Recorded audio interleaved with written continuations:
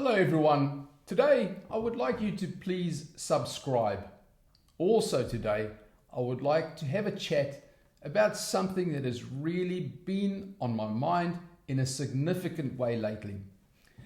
I ask that you really try to listen to the whole message to the very end, as this topic is something of enormous importance. You see, there's a tension in the church today that most of us have felt but few want to talk about. Now, going back about 36 years, I was a teenager in an evangelical church. Back then, I heard many times that people in the Reformed church were going to go to hell. I remember asking, how do we know we are the ones that are right and that we are the ones going to heaven? The answer I received was simply, we know that we know. Now fast forward 36 years later, here I am, somebody who has placed all my faith in Jesus Christ for my salvation. And yes, I believe Reformed theology is based on Scripture and correct. So now, where does this leave us when we sit across the table from family or across the pew from a fellow believer and we don't see eye to eye? Maybe it's theology, maybe it's worship style, maybe it's a deep conviction about how the church should operate. Like I inferred a moment ago, I hold to a conservative view of Scripture. I believe God's design is that men are called to lead in the church and the home. I believe the Holy Spirit is received once at salvation, not in a secondary emotional experience.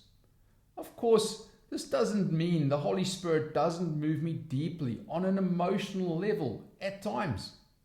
You see, I want to be clear. I'm not trying to be divisive. I believe the things I do because I see them in Scripture and I take God's word seriously. But I also have friends and family who are godly people, who love Jesus deeply and would disagree with me on those very points. They are far more charismatic, they are more relaxed on church structure, and they see things differently. So what now? Do we split? Do we just shake our heads and go our separate ways? Or do we simply say, we agree to disagree, in a way that shuts down all conversation entirely?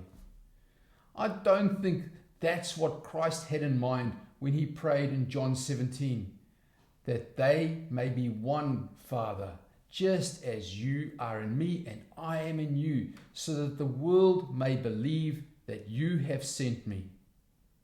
Unity in the church isn't just about getting along, it's about our witness. Now, don't misunderstand me. I'm not saying we throw doctrine out of the window. Truth certainly matters. Paul told Timothy to guard it. He told Titus to teach it soundly. But unity doesn't mean uniformity. Unity is about who we are gathered around, namely Jesus Christ, not how identical we look. You and I might not agree on every theological detail, and that's okay. There's room in the family of God for differences. We can acknowledge that what separates us doesn't need to define us. Because here's the thing, we agree on more than we disagree on. We agree that Jesus is the Son of God. We agree that salvation is by grace through faith. We agree that the Bible is the Word of God. We agree that the world is lost and needs the gospel. And maybe it's time we started building from what we agree on instead of always pointing out where we don't. Jesus once said in Luke 9 verse 50, "Do not stop him, for whoever is not against you is for you."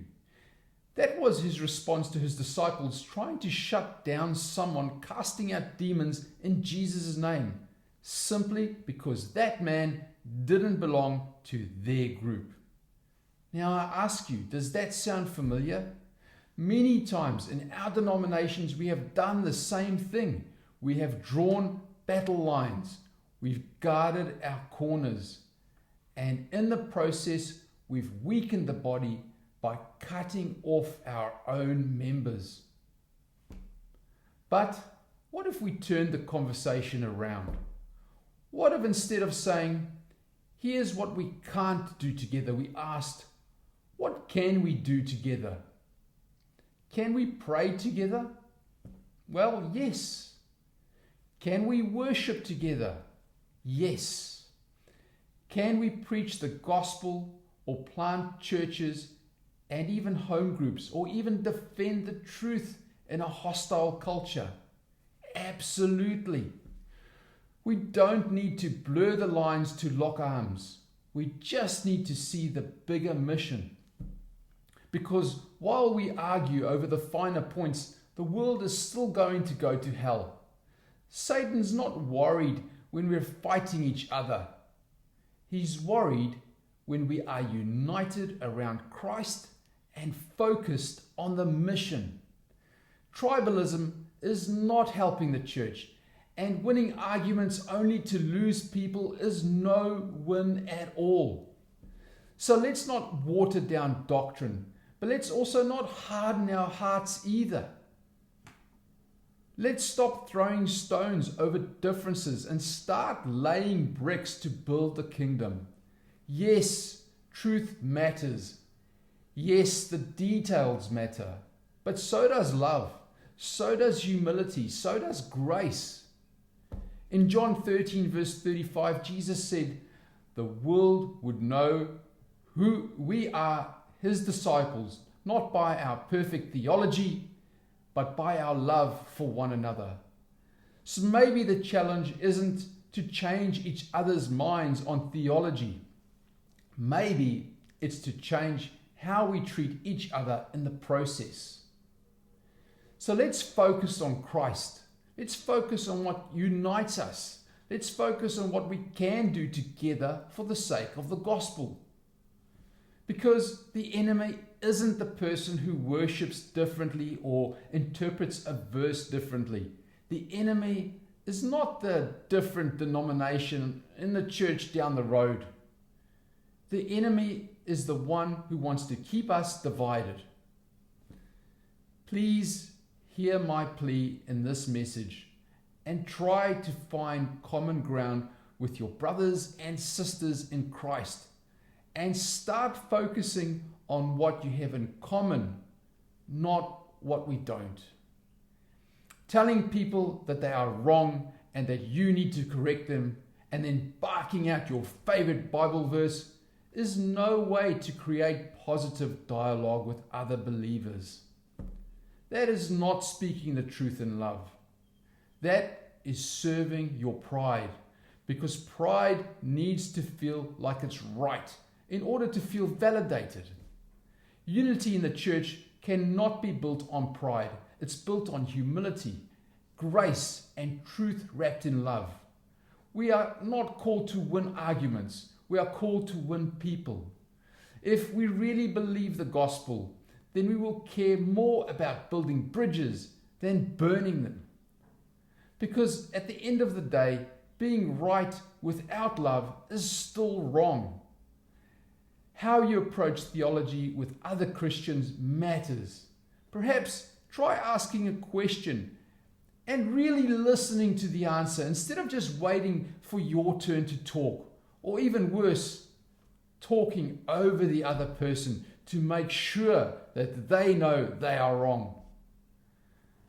I hope that this message helps all of us to reconsider our approach. Thank you all for listening. God bless and take care.